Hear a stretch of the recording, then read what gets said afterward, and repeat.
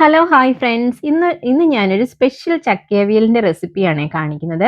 അപ്പോൾ നിങ്ങൾ ഈ വീഡിയോ സ്കിപ്പ് ചെയ്യാതെ അവസാനം വരെയും കാണണേ, എന്നാലേ ഇതിന്റെ സ്പെഷ്യാലിറ്റി എന്താണെന്ന് നിങ്ങൾക്ക് മനസ്സിലാവുള്ളൂ. ഇവിടെ നമുക്ക് യു കെയിൽ ഫ്രഷ് ചക്ക കിട്ടില്ല കേട്ടോ. അതുകൊണ്ടാണ് ഞാനിവിടെ ഒരു പാക്കറ്റ് ഫ്രോസൺ ചക്ക എടുത്തിട്ടുള്ളത്.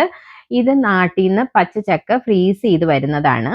അപ്പോൾ ഇത് ഞാൻ കഴുകി വൃത്തിയാക്കി ഒരു മൺപാത്രത്തിലേക്ക് ഇട്ട് കൊടുത്തിട്ടുണ്ട്. ഇതിലേക്ക് ഞാനൊരു 1.5 ടീസ്പൂൺ ഉപ്പ് ചേർത്തു. പിന്നെ കുറച്ച് പച്ചമാങ്ങ, അതും ഫ്രോസൺ പച്ചമാങ്ങയാണ് ചേർത്തേക്കുന്നത്. ഇനി ഈ ചക്ക വേകാൻ ആവശ്യത്തിന് ഉള്ള വെള്ളവും കൂടെ ചേർത്ത് നമുക്കിതൊന്ന് മൂടി വെച്ച് വേവിക്കണം. അപ്പോൾ നിങ്ങൾ ആദ്യമായിട്ടാണ് ഞങ്ങളുടെ ചാനൽ കാണുന്നതെങ്കിൽ ഞങ്ങളുടെ ചാനൽ ഒന്ന് സബ്സ്ക്രൈബ് ചെയ്ത് സപ്പോർട്ട് ചെയ്യണം കേട്ടോ. അതുപോലെ നിങ്ങളുടെ അഭിപ്രായങ്ങളും നിർദ്ദേശങ്ങളും ഒക്കെ ഞങ്ങളെ കമൻ്റായിട്ട് അറിയിക്കുകയും വേണം. ഇപ്പൊ ദേ ചക്ക ആവി കയറി ഒന്ന് വാടി വന്നിട്ടുണ്ട്. ഈ സമയത്ത് ഞാൻ അതിലേക്ക് ഒരു തണ്ട് കറിവേപ്പില ചേർക്കുന്നുണ്ട്. അതുപോലെ ഒരു 1/2 ടീസ്പൂൺ മഞ്ഞൾപ്പൊടിയും കൂടി ചേർക്കുന്നുണ്ട്.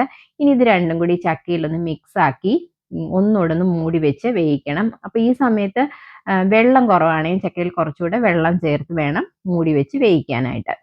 ഇനി നമുക്ക് ഈ ചക്കയിൽ ചേർക്കാനുള്ള അരപ്പ് തയ്യാറാക്കാം. അതിന് ഞാൻ 1 കപ്പ് ഡെസിക്കേറ്റഡ് കോക്കനട്ടും 4 പച്ചമുളകും 1/2 ടീസ്പൂൺ മഞ്ഞൾപ്പൊടിയും 1 ടീസ്പൂൺ മുളക് പൊടിയും 1/2 ടീസ്പൂൺ നല്ല ജീരകവും 2 അല്ലി വെളുത്തുള്ളി എടുത്തിട്ടുണ്ട്. ഇതിനി ഒന്ന് ചതച്ചെടുക്കണം, ഒന്ന് തരിതരിപ്പായിട്ട് അരച്ചെടുക്കണം. ചക്ക ഇനിയും വെന്തിട്ടില്ല, അപ്പം ഞാനത് ഒന്നുകൂടെ ഒന്ന് മൂടി തുറന്ന് ഇളക്കി നോക്കിയിട്ട് ഞാൻ അടച്ചു വെച്ചിരിക്കുവാണ്. അപ്പോൾ ഈ ഫ്രോസൺ ചക്ക ആയതുകൊണ്ട് തന്നെ ചക്കയ്ക്ക് കുറച്ച് മധുരം കാണും. അപ്പോൾ അത് ബാലൻസ് ചെയ്യാൻ വേണ്ടിയിട്ടാണ് ഞാൻ ഇതിനകത്ത് പച്ചമാങ്ങ ചേർത്തത്. ഇതെനിക്ക് എൻ്റെ അമ്മ പറഞ്ഞു തന്നേക്കുന്ന റെസിപ്പിയാണേ.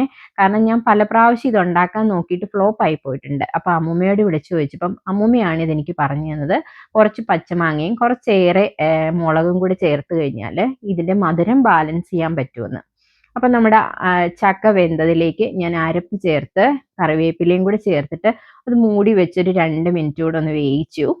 ഇനി ഈ ചക്കയും അരപ്പും കറിവേപ്പിലയും എല്ലാം കൂടെ ഒന്ന് നമുക്ക് മിക്സ് ചെയ്തെടുക്കണം. നന്നായിട്ട് അതൊന്ന് ഇളക്കി യോജിപ്പിക്കുക. ഇനി അതിനകത്തിലേക്ക് അവസാനം ചേർക്കേണ്ട ഇൻഗ്രീഡിയൻറ്റ് പച്ച വെളിച്ചെണ്ണയാണ്. കുറച്ച് പച്ച വെളിച്ചെണ്ണ ഇതിനകത്തിലേക്ക് തൂകിക്കൊടുക്കണം. എന്നിട്ട് വീണ്ടും ഒരു തണ്ട് കറിവേപ്പിലയും കൂടി ഇടണം. അപ്പോൾ ഈ ചക്കയ്ക്ക് നല്ലൊരു മണവും ടേസ്റ്റും ഒക്കെയാണ്. നമ്മൾ ഇതിൻ്റെ മധുരം ഒട്ടും അറിയില്ല കേട്ടോ. ഞാനിത് പരീക്ഷിച്ച് സക്സസ് ആയ റെസിപ്പിയാണ്. അപ്പോൾ എല്ലാവരും പ്രത്യേകിച്ച് യു കെയിലുള്ളവർ ചക്ക ഉണ്ടാക്കുമ്പോൾ ഇങ്ങനെ തന്നെ ഒന്ന് ഉണ്ടാക്കി നോക്കണം കേട്ടോ. അപ്പോൾ എല്ലാവരും ഒന്ന് ഉണ്ടാക്കി നോക്കിയിട്ട് അഭിപ്രായം പറയണേ. Thank you for watching Kalhana collections.